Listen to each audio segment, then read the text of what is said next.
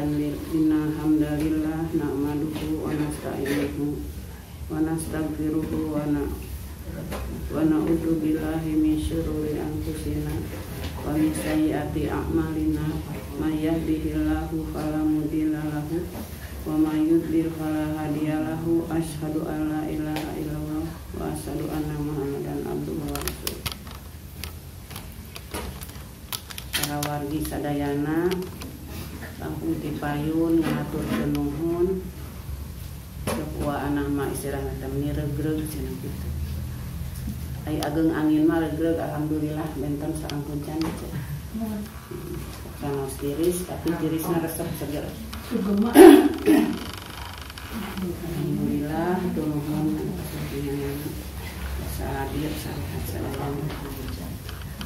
Barang teh kopi urang syukuran ka Allah Subhanahu wa taala. Kadang dia orang masih biasa bernapas, orang syukuran masih dikasihan nikmat iman, nikmat Islam, nikmat sehat, nikmat tempat biasa ngariung di majlis taklim, barokah ieu. Amin. Ini deg-degan sok sieun teu sempat harieu ai ceuk wiun teh malam naon pangaosan astagfirullahaladzim. Nuhun ke insyaallah malam Senin kadang bilonan ngasuh ini. Alhamdulillah ina persosan riung di dieu. Layan daraman sadayana. Materi anu bade didugikeun eta we.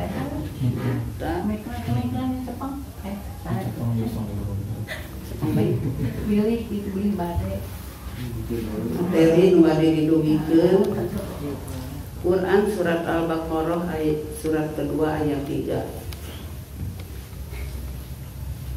Alhamdulillah minasyaitonirrajim.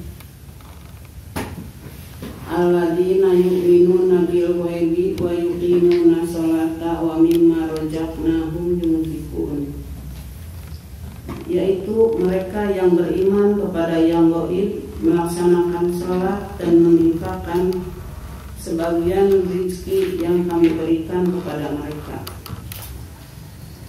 Hakikat melaksanakan sholat. Tafsir Ibnu Katsir. Yang dimaksud dengan melaksanakan sholat adalah mendirikan sholat dengan menunaikan fardu-fardunya. Ada hak berkata dari Ibnu Abbas radhiyallahu anhu yang dimaksud dengan melaksanakan sholat adalah sempurna ruku, sujud, bacaan, kekhusyuan dan sempurnanya menghadap kiblat. Qatadah berkata, yang dimaksud melaksanakan sholat adalah menjaga waktu-waktunya, wudunya, rukunya dan sujudnya. Muqatil bin Hayyan berkata, melaksanakan sholat adalah menjaga waktu-waktunya, menyempurnakan wudunya, bacaan Al-Quran, tasyahud, dan salawat kepada Nabi Sallallahu Alaihi Wasallam.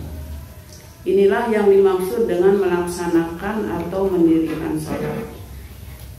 Ibnu Katsir berkata, dalam banyak ayat Al-Quran seringkali Allah Subhanahu Wa Taala menyandingkan sholat dan infak di dalamnya.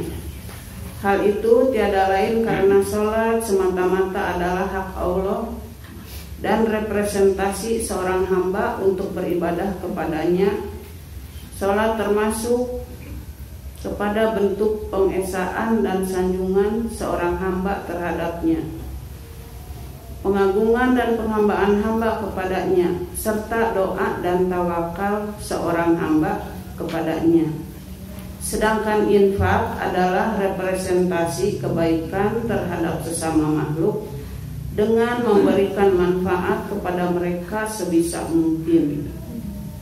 Orang-orang yang lebih prioritas untuk mendapatkannya adalah kerabat, keluarga, hamba sahaya, kemudian orang lain. Pengertian sholat di kalangan orang-orang Arab maknanya adalah doa. Kemudian sholat digunakan dalam pengertian syariat yang berarti adanya ruku, sujud, dan gerakan-gerakan lainnya di waktu yang sudah ditentukan dengan syarat dan yang harus dipenuhi, begitu juga sifat dan macam-macamnya. Imam At-Tabari berpendapat bahwa orang yang melaksanakan sholat fardu menjadi terbuka segala permintaan dengan amalan-amalannya yang kemudian dibalas pahala oleh Allah Subhanahu wa Ta'ala. Bahkan seiring dengan itu, tidak hanya terbukanya kebutuhan yang diminta kepada Allah, tapi juga terbukanya kemungkinan dikabulkannya segala kebutuhan dan permintaan seseorang yang berdoa di saat melaksanakan sholat. Hadis Nabawi dari Mu'adz bin Jabal radhiyallahu anhu, ia berkata, saya pernah bersama Nabi Shallallahu Alaihi Wasallam dalam suatu perjalanan. Suatu pagi saya berada dekat beliau. Saya berada dekat dengan beliau. Saya berkata, wahai Rasulullah, kabarkanlah kepadaku tentang suatu amal yang akan memasukkanku ke dalam surga dan menjauhkanku dari neraka. Beliau menjawab, kamu telah menanyakan kepadaku tentang perkara yang besar. Kendati sungguh ia merupakan perkara ringan bagi orang yang telah Allah jadikan ringan baginya. Amalan itu adalah kamu beribadah kepada Allah dan tidak menyekutukannya dengan sesuatu apapun. Mendirikan sholat, menunaikan zakat, berpuasa di bulan Ramadan, kemudian berhaji ke Baitullah.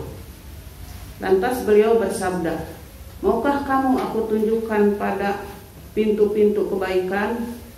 Amalan itu adalah puasa. Puasa adalah perisai. Sedekah akan menghapuskan kesalahan sebagaimana air memadamkan api. Dan sholat seorang laki-laki pada pertengahan malam. Lantas beliau bersabda lagi, maukah kamu tunjukkan pokok agama, tiangnya dan puncaknya? Aku menjawab, ya wahai Rasulullah. Beliau bersabda, pokok agama adalah Islam, tiangnya adalah sholat, sedangkan puncaknya adalah jihad. Dari Utsman bin Affan radhiyallahu anhu, ia berkata, aku mendengar Rasulullah Shallallahu Alaihi Wasallam bersabda, tidaklah seorang Muslim yang tiba kepadanya waktu sholat fardu, lalu dia membaguskan wudunya, khusyuknya dan rukuknya, melainkan itu menjadi penebus dosa-dosanya terdahulu, selama dia tidak melakukan dosa besar, dan itu berlaku pada semua masa. Jadi sampai sekarang juga masih berlaku. Diampuni dosanya selagi tidak melakukan dosa besar. Masalah sholat ini dilanjut ke Al-Baqarah ayat 43-44. Ayat 43-44. A'udzubillahi minasyaitonirrajim. Wa aqimus sholata wa atuz zakata warka'u ma'ar raki'in. Dan laksanakanlah sholat, tunaikanlah zakat, dan rukuklah beserta orang-orang yang rukuk. Atamuruna nasa bil birri wa tansawna anfusakum wa antum tatluna kitab. Afala ta'qilun. Mengapa kamu menyuruh orang lain mengerjakan kebajikan sedangkan kamu melupakan dirimu sendiri, padahal kamu membaca kitab Taurat? Tidakkah kamu mengerti? Di sini seruan melaksanakan sholat. Tafsir Ibnu Katsir. Mukatil mengatakan bahwa firman Allah Subhanahu wa Ta'ala yang ditujukan kepada orang-orang ahli kitab, dan laksanakanlah sholat, merupakan perintah Allah kepada mereka agar sholat bersama Nabi Sallallahu Alaihi Wasallam. Firman-Nya, tunaikanlah zakat, merupakan perintah Allah kepada mereka agar mau menunaikan zakat, yakni menyerahkannya kepada Nabi Sallallahu Alaihi Wasallam. Firman Allah Subhanahu Wa Taala, dan rukuklah beserta orang yang rukuk, merupakan perintah dari kalangan umat Muhammad Sallallahu Alaihi Wasallam.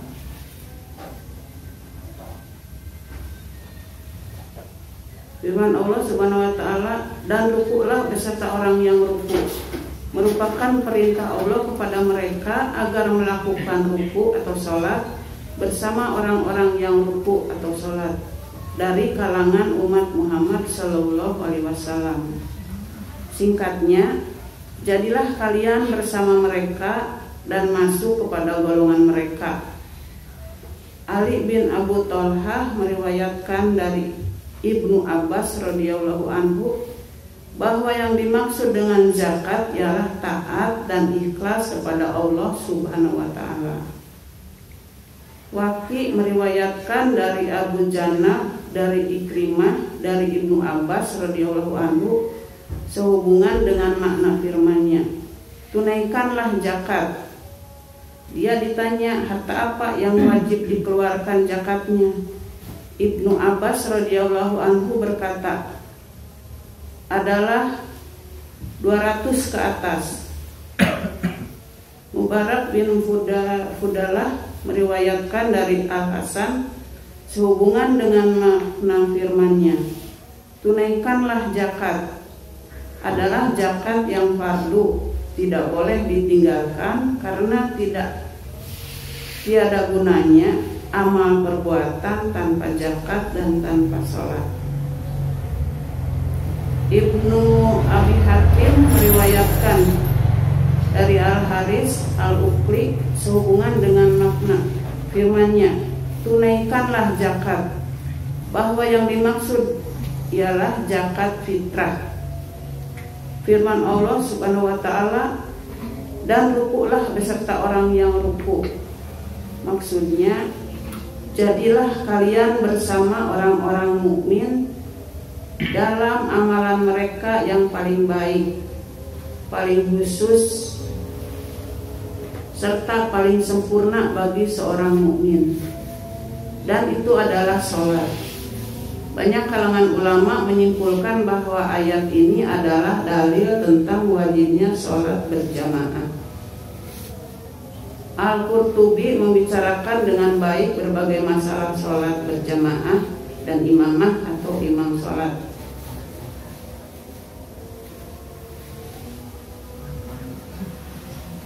Lebih lanjut, Allah Subhanahu wa Ta'ala seolah berfirman, apakah layak bagi kalian, hei ahli kitab, bila kalian memerintahkan manusia berbuat kebaikan, sedangkan kalian melupakan diri kalian sendiri dengan tidak melakukan apa yang kalian perintahkan kepada orang-orang untuk mengerjakannya, padahal kalian membaca kitab kalian dan mengetahui di dalamnya akibat apa yang akan menimpa orang-orang yang melalaikan perintah Allah.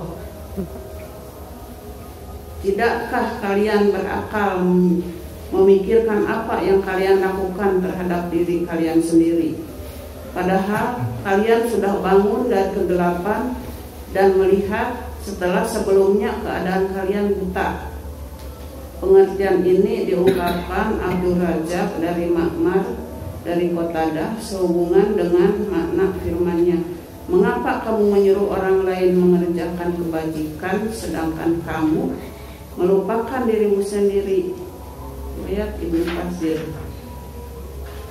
Hadis Nabawi dari Abdullah bin Umar radhiyallahu anhu bahwa Rasulullah Shallallahu alaihi wasallam bersabda, salat berjamaah lebih utama daripada salat sendirian dengan 27 derajat.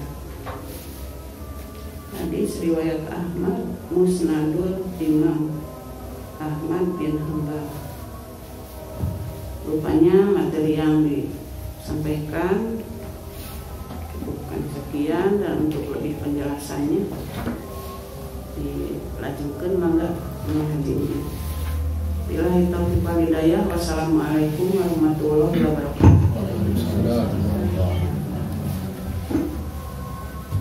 Wa yuqimuna shalah wa mimma razaqnahum yunfiqun.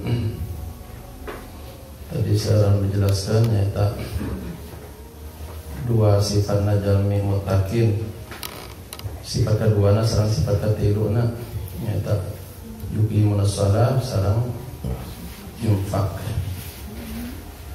Justru sifat pertama tak akan disinggung, maka iya kan iya kan.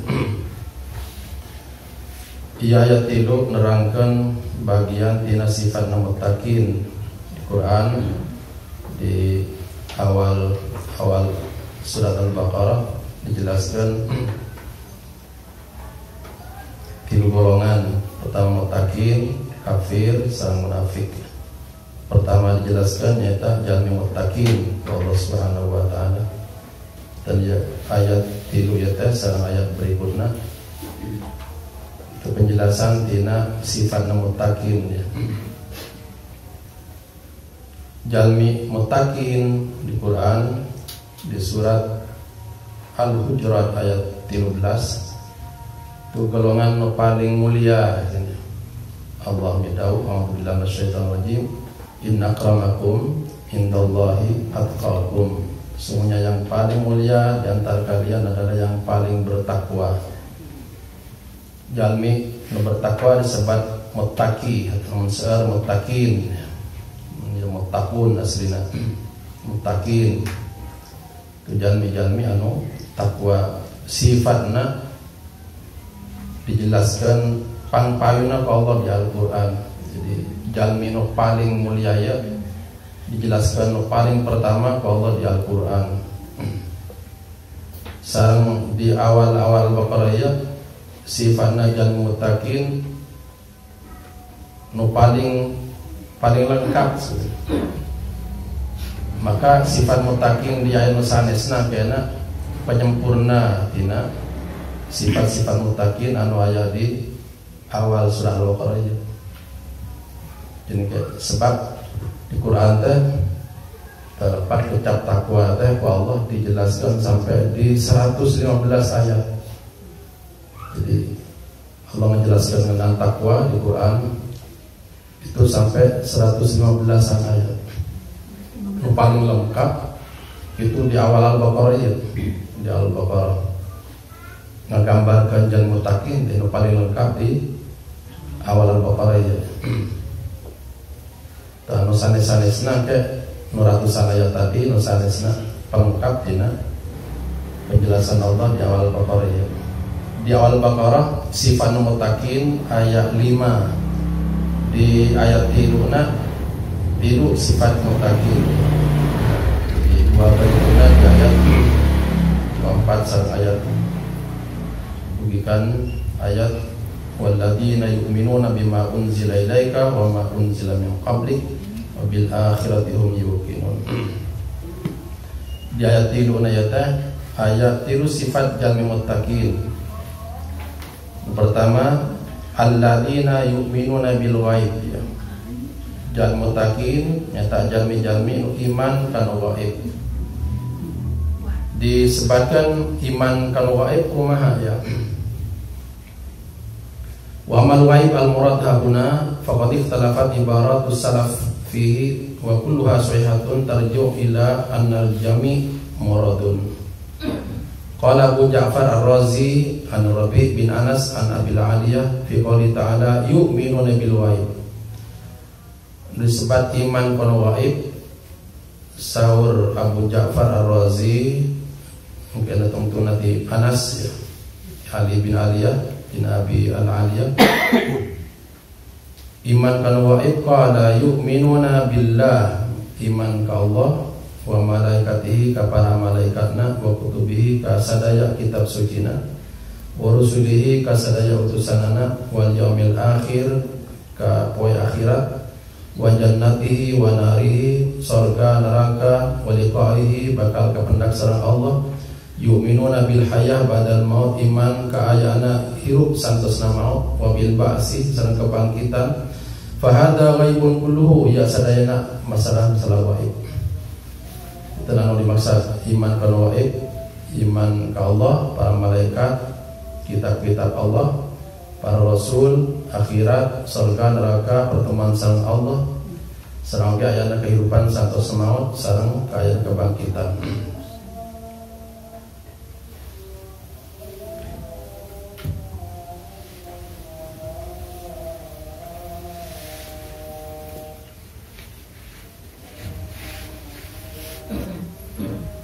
Ayat katilu ya teh keimanan kana waib ya, kana waib. Contoh-contoh waib tadi. Terus di keterangan sanes oge sami oge sebetulnya nyebatkeun waib ya. Contohna disampurnakeun deui ditambahan sebat dina kitab oge dina penjelasan Ibnu Katsir wa nata bina birabah man amana billah faqad amana bil waib. Dia mah singkat ya mah iman ke Allah berarti iman kan waib gitu. Ya gitu langsung singkat. Ada yang nyebatkan iman kan waib sebutkan kita sanesna ayu saddiquna bima ghaba anhum. Pokoknya percaya kan waib minal jannati di antara disebutkan contohna surga wanar neraka wasirat sirat jalan mentas luhur neraka anu pada ka surga sirat wal mizan penimbangan amal wal ba'si kebangkitan wal hisab perhitungan amal wa ghairi dzalika sareng sajabina yoge bagian tina keimanan yu'minuna bil ghaib. Jadi yang paling penting ya tina dua sifat berikutnya ke salat sareng infak kita dibangun di atas keimanan ya. Allah.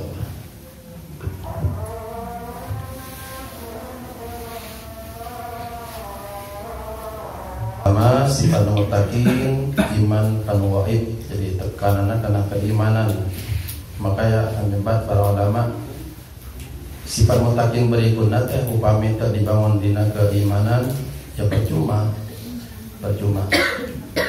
Jadi amal-amal saya pami teu didasarkan karena keimanan itu percuma.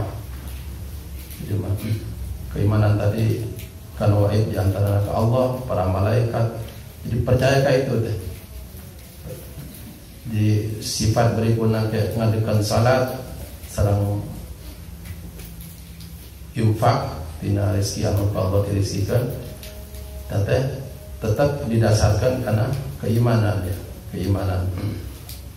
Jadi ini paling pokok teh di awalnya masalah keimanan. Maka tanpa iman, salat tanpa iman percuma. Terus infak tanpa iman percuma. Di Al-Qur'an di surat Al-Kahfi disebutkan oleh Allah Subhanahu wa taala, a'udzubillahi minasyaitonir rajim. Qul hal nunabbiukum bil akhsarina a'mala alladziina dhalla sa'yuhum fil hayatid dunya wa hum yahsabuna annahum yusiruna sunna. Allah Subhanahu wa taala nyebut dina ayat oke hayang dimartoskeun jami anu paling rugi dina amalna ya. Maka Allah Subhanahu wa taala alladziina dhalla sa'yuhum fil hayatid dunya jangan sasar jalmi anu tanpa hidayah ya. Jadi amalna tanpa hidayah. Tapi beramal saya teh wahum yahsabun annahum yusinuna sunna. Amal saya didasarkan karena perkiraan baik. Perkiraan. Jadi upami orang amal saya teh naon bae bari salat bari infak bari naon bae itu memang atas hidayah Allah gitu. Nah itu anu orang diyakini atas hidayah Allah sanes perkiraan orang gitu. Sama perkiraan orang yang bagus, perkiraan orang bagus tapi sanes hidayah Allah maka kita terkelebat saya. Jadi tetap hidayah Allah yang disebat agama atau gitu ya. Coba, iya perkiraan orang saya tapi cek agama pasti awal. Padahal cek orang bagus. Contoh, ya. Iya cek akal ya halanya. Upami kan misalnya dina wudu misalnya. Orang menggunakan akal, menggunakan perkiraan orang. Padahal ini pasti bagus, tapi cek agama pasti disebut bagus. Misalnya ngombah anggota panangan anggota wudunya, ngombah 3 kali, sarang 8 kali, cek akal bersih mana kira-kira?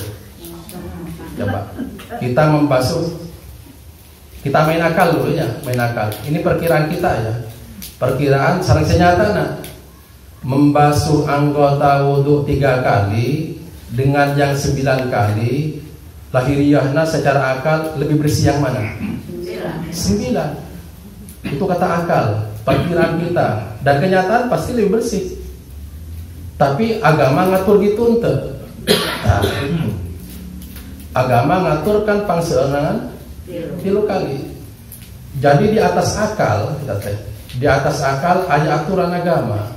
Aturan agama.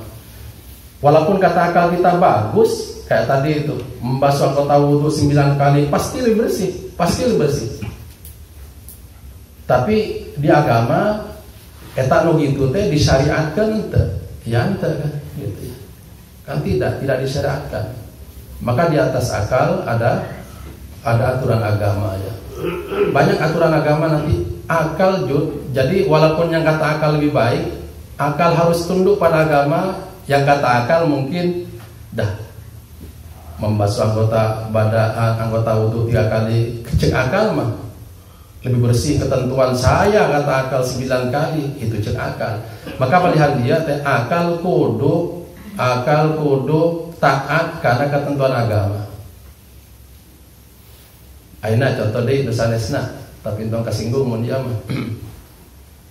Anu gaduh naluri belanja ya. Umumna nu gaduh naluri belanja pamegat sareng istri itu kira-kira saha? Istri. Yang punya naluri paling umumnya ya, secara umum ya. Laki-laki juga ada yang begitu tapi tidak umum. Yang umumnya adalah yang paling banyak belanja itu adalah perempuan. Kalau belanja kan pasti perlu uang ya, perlu uang untuk dibelanjakan. Maka nanti untuk pengadaan uang dalam agama gitu ya, nanti dibenturkan dengan warisan ya, gitu ya. Coba. Sekarang pertanyaannya adalah laki-laki dan perempuan bagian warisannya banyak siapa? Padahal seorang mah upami tadi dikaitkan sarang hobina belanja, kuruna istri lebih banyak. Kata kita cocoknya itu, kata akal kita ya. Karena yang paling banyak punya naluri belanja dan paling banyak butuh uang pasti perempuan. Mestinya yang dapat warisan yang paling banyak perempuan kata saya, kata akal kita. Tapi di agama tidak begitu. Tidak begitu. Jadi pilihan dia akal teh kedah taat karena agama ya. Jadi petunjukan paling tinggi itu agama.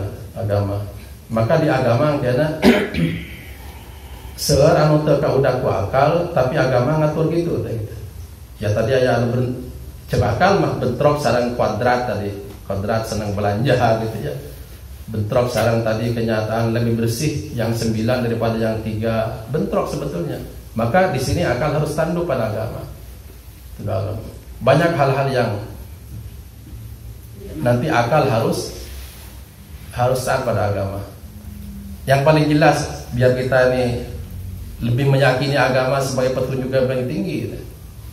Orang ya enak gak wudunya, gak wudu. Seseorang gak wudu, ayah mungkin gak wudu. Nang kena orang buang angin misalnya, hitut ya. Itu upami orang mungkin pada salat wudu ente notos itu tadi. Tak abdi pada naros. Maaf ya. Ari hitut kita teh keluar nanti mana? Kan ti bujur. Itu nalika ke orang teh wudu anu dikumbahan bujur atau napi rarai. Maaf ya, ini masalah akal ya, masalah akal. Kan anu boga kesalahan kan cek orang teh, anu gaduh kesalahan kan bujur anu tadi ngeluarkan angin teh. Kuduna itu dikumbah gitu ya. Tapi ente cek agama mah tak perlu dikumbahan, anu kumbahnya tak rarai gitu ya. Ketentuan agama. Ya maksudnya banyak hal-hal yang ada di ketentuan agama. Akal oke kudu tunduk ya, kudu tunduk. Sorry, contoh-contoh. Ya mungkin contoh jarang anu ngalaman model kieu oke. Tapi aya di agama. Upami orang teh nyaba bepergian teh. Ini jarang dijelaskan. Padahal ini penting. Orang yang bepergian jauh itu kan boleh pakai khuf namanya. Nah ini jelas. Nah tahu nih khuf. Khuf itu adalah sepatu ya. Kalau bahasa kerennya tapi lama, tapi barangkali banyak tidak tahu juga bahasanya itu stewel sebetulnya. Stewel itu jadi sepatu untuk perjalanan ya. Nah nanti bahasa Belanda bahasa apa stewel lah gitu istilahnya itu. Sepatu bahasa kita. Jadi orang yang bepergian itu boleh pakai sepatu ya. Dan nanti ketika di perjalanan, ketika berwudu sepatunya itu susah untuk dibuka. Ketika berwudu itu ndak usah mencuci kaki. Ketika acara mencuci kaki lang wudu itu bagi orang yang pakai sepatu itu boleh tidak mencuci kaki, tapi hanya mengusap sepatunya itu. Yang jadi pertanyaan begini, bukan nanti kalau mengusap sepatunya bisa dijelaskan secara lebih rinci. Yang paling masalah dengan akalnya itu nanti itu yang diusap itu sepatu justru bagian atas, luarnya. Bagian atasnya bukan luarnya, ya luarnya bagian atasnya itu, gitu ya. Padahal coba yang kata akal kita ya, itu selama kita berjalan yang kena kotoran bagian mananya kira-kira? Bawahnya. Tapi di agama bukan bawahnya yang diusap tuh, ya hanya bagian atasnya saja, gitu ya.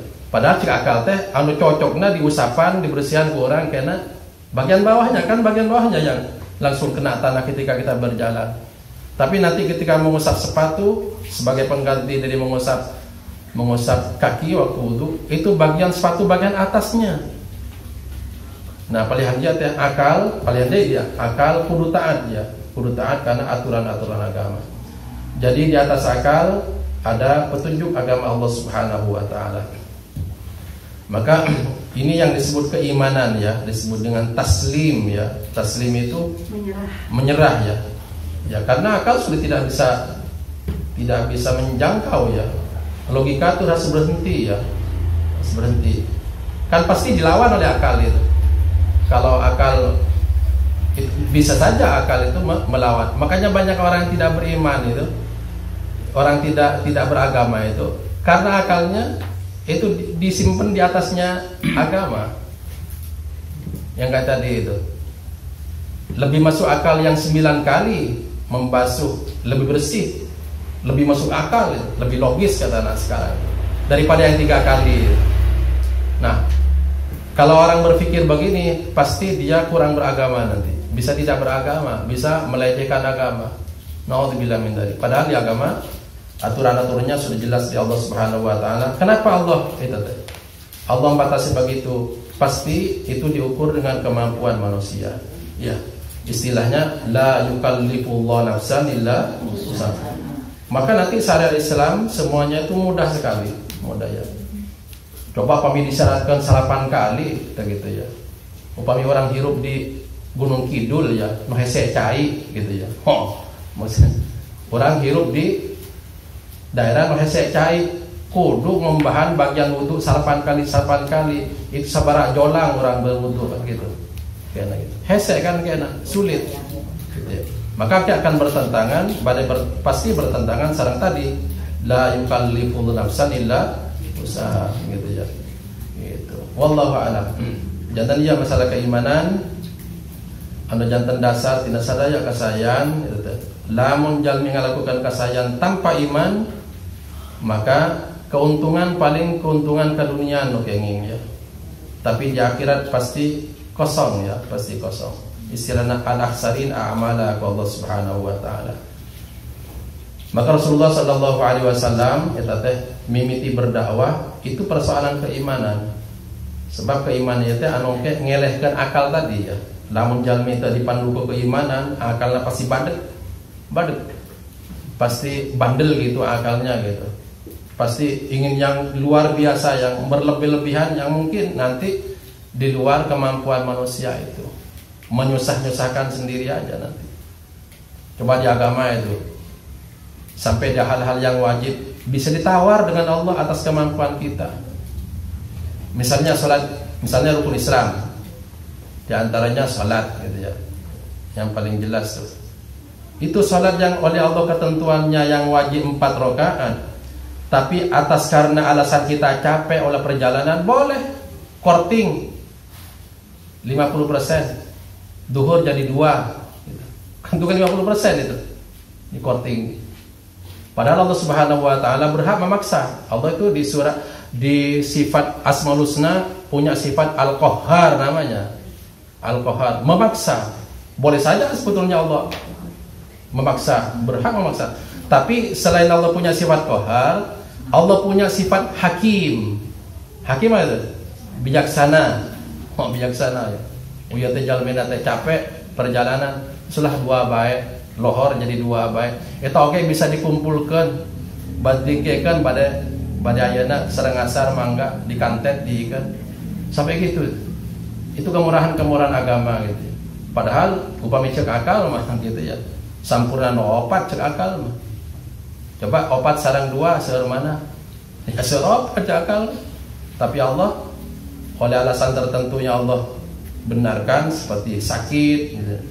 Seperti bepergian, itu syariat yang pokok bisa dimudahkan oleh Allah Subhanahu wa taala. Nah, keimanan-keimanan yang begini tidak boleh diotak-atik oleh kita gitu, dengan perkiraan-perkiraan kita. Naudzubillah min dzalik. Kemudian tadi yang dapat penjelasan banyak, wa yuqimunas shalah sareng wa mimma razaqnahum yunfiqun. Ini 2 sifat berikutnya. Sifat tadi iman dari orang muttaqin, yang kedua mendirikan salat, kemudian yang ketiga adalah wa mimma razaqnahum yunfiqun. Tentang penjelasan ini sudah tadi sangat jelas, tapi yang paling inti adalah mungkin ada orang yang rajin salat padahal jalmina sajabiya jalmina rajin salat dia teh mampu zakat tapi tara zakat, maka salatnya mau diterima. Atau nabi sebaliknya, aya jalmi beungar tapi tara salat, bungar zakat itu jalmina teh zakat tapi tara salat, maka zakatna mau diterima. Jadi 2 hal ieu teh kedah 2 nana gitu ya. Ya atas kemampuan gitu ya. Salat, orang yang salat ini mampu zakat tapi tidak berzakat, salatnya tidak terima. Atau sebaliknya ada orang kaya tapi tidak salat, walaupun zakat dia dengan kekayaannya, maka zakatnya tidak terima karena meninggalkan salat. Di Quran ada 3 ayat, yang dalam 3 ayat ini ada 2 perintah. Di 3 ayat ini ada 2 perintah, dua-duanya dilaksanakan. Kalau dilaksanakan salah satunya, satunya tidak terima. Yang pertama adalah wa atiullah wa atiur rasul. Taatlah pada Allah, taatlah pada Rasul. Taat pada Allah saja, Rasul dilecehkan, ketaatan ke Allah tidak terima. Atau sebaliknya, taat ke Nabi saja, tidak mengakui Allah, taat ke Nabinya tidak terima. Jadi taat ke Allah, taat ke Rasul, 2 dana kudu. Ayat-ayat oke, anishkurli wali walidai. Kita harus bersyukur pada Allah, berbakti ke orang tua. Ada orang yang taat pada Allah Subhanahu wa taala, taat ke Allah tapi durhaka ke orang tua, ketaatan ke Allah tidak diterima. Atau sebaliknya ada orang yang taat ke orang tuanya tapi tidak taat ke Allah, tidak terima juga ketaatan ke orang tuanya itu, bakti ke orang tuanya. Jadi 2 dana kendate. Sareng ayat berikutnya ayat di Al-Qur'an, wa aqimus shalah wa atuz zakah ya. Dirikan salat dan tunaikan zakat ya. Maka kalau salah satunya hanya dilaksanakan, maka satunya tidak diterima. Mudah-mudahan kita oleh Allah Subhanahu wa taala ini sebagai simbol juga, sebetulnya salat ini simbol hubungan baik dengan Allah gitu ya. Yang zakat adalah hubungan baik dengan manusia yang disebut dengan hablum minallah. Salat itu tali hubungan dengan Allah. Hablun itu tali pengikat dengan Allah Subhanahu wa taala, dan infak adalah hablum minan nas, tali penghubungan untuk kebaikan pergaulan sama manusia, muamalah sama manusia. Mudah-mudahan kita oleh Allah Subhanahu wa taala dijadikan hamba yang disebut muttaqin ya. Muttaqin itu ada doanya. Allahumma nas'aluka al-huda wa tuqa wal afafa wal ghina. Kita juga meminta pada Allah. Jadi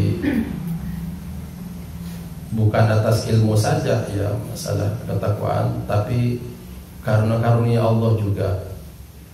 Maka ada doanya Rasulullah sallallahu alaihi wasallam menganjurkan kita sering mohon, minta hidayah, minta ketakwaan, minta kecukupan, minta kehormatan, tidak minta bergantung kepada manusia. Doanya itu adalah Allahumma inni as'alukal huda, ya Allah aku memohon kepadamu hidayah. Jadi hidayah itu diminta dari Allah Subhanahu wa taala, bukan ditunggu, diminta, dimohon pada Allah. Ihdinas siratal mustaqim, ayat genap kita praktekna. Ihdinas siratal mustaqim, minta hidayah pada Allah. Jadi kalau ada orang tidak ibadah kemudian menyebut cankeng hidayah gitu, prak-prakna kia misalnya ya ibadah itu. Kenapa tidak berangkat haji kan mampu, belum dapat panggilan begitu. Kayak di Quran kan panggilan zuhur. Berarti hidayah tak akan disunkan di Allah, tak akan dipapai ilmu. Jadi kan ada kadang-kadang orang kenapa tidak naik haji? Canggeng panggilan gitu. Kayak di Quran masuk orang panggilan gitu ya. Kalau orang terang gitu ngajawabna tadi. Jadi hidayah disunkan di Allah. Maka di doa Nabi, Allahumma inni as'alukal huda ya. Kedua wattuqa ya. Mohonkan ke Allah ketakwaan, wal afafah yang ketiga mohon kepada Allah untuk kehormatan diri, artinya tidak minta-minta, tidak bergantung kepada orang. Wal ghina dan kecukupan atau kekayaan bahasa kita, tapi yang paling cocok adalah kecukupan. Sebab banyak orang kaya yang tidak cukup-cukup. Maka orang kaya yang tidak cukup-cukup namanya fakir. Jadi kekayaan itu bukan pada harta, tapi pada sikap ya, pada sikap. Maka ada orang istilahnya yang kaya hati, walaupun hartanya mungkin sederhana, tapi hatinya kaya ya, kaya. Buminya sempit tapi heotan baik kayak gitu. Bisa dizintenau kayak gitu. Mamna sederhana heotan baik gitu. Tapi ayak jalmi kaya hayang kemana baik gitu ya. Terbetah di bumi, hoyong healing, hoyong apa macam-macam istilahnya gitu, hoyong piknik, onggal usik gitu. Kalau sewaktu-waktu boleh gitu. Onggal usik, hoyong piknik. Padahal kaya di rumahnya kata kita bisa menenteramkan, tapi tidak menenteramkan, istilahnya hoyong healing. Maka kalau bilang hoyong healing tujuan ke Bogor, tanya healingnya ke puncak atau ke RSJ gitu. Gitu ya. Kalau bilang ke puncak bukan healing namanya, tapi rekreasi. Kalau healing itu adalah itu hampir ke rumah sakit jiwa. Ya, istilah yang salah juga sekalian ya. Ini sekarang banyak istilah yang salah sebetulnya ya. Kalau yang luar biasa, luar kebiasaan. Healing itu istilah salah. Healing itu untuk mencari ketentraman bagi orang yang sudah stres berat. Maka kalau bilang mau healing, berarti itu orang itu sebetulnya stres berat berarti gitu. Itu sebetulnya ngantek paham kalau diucapkan nanti. Lamun jalmi teu paham kalau diucapkan namina bahasa Sundana ngacaprak. Ngacaprak itu tandana jalmi anu gila. Jadi kita di dalam berbahasa sebetulnya sudah aneh-aneh sebetulnya. Aneh-aneh. Yang kita ucapkan itu tidak paham. Orang mengucapkan yang tidak paham itu bahasa Sundanya adalah yang ngacaprak itu. Ngacaprak bagian orang yang gila sebetulnya. Oh gitu. Gitu. Itu nanti ada bukunya itu ditulis oleh orang barat tentang orang gila, diantaranya adalah tidak paham apa yang diucapkan. Ke kita masing-masing ya. Orang menuju sholat mengucapkan bacaan-bacaan, paham tak kan ucapan orang? Itu akhirnya kadinya. Orang menuju sholat kan banyak bacaan-bacaan tuh. Itu bacaan-bacaan sholat kapaham sadaya ente ke orang. Berarti pamita paham karena bacaan, berarti orang masih kene Itu di Al-Quran disebutkan sukar, ya. Mirip orang yang sukar itu orang yang mabok, ya. Jadi diibaratkan orang mabok. Maka di Al-Quran ada ayatnya, wala taqrabus salata wa antum sukara hatta ta'lamu ma taqulun, ya. Jangan dekat-dekat salat dalam keadaan mabok.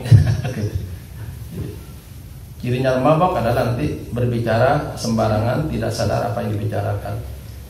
Maka kalau Imam Ghazali menyebut kita ini dikritik sebetulnya dalam ibadah-ibadah juga masih banyak mirip, ya, bukan orang mabok, mirip dengan orang mabok, ya, karena ucapan kita banyak yang belum kita pahami.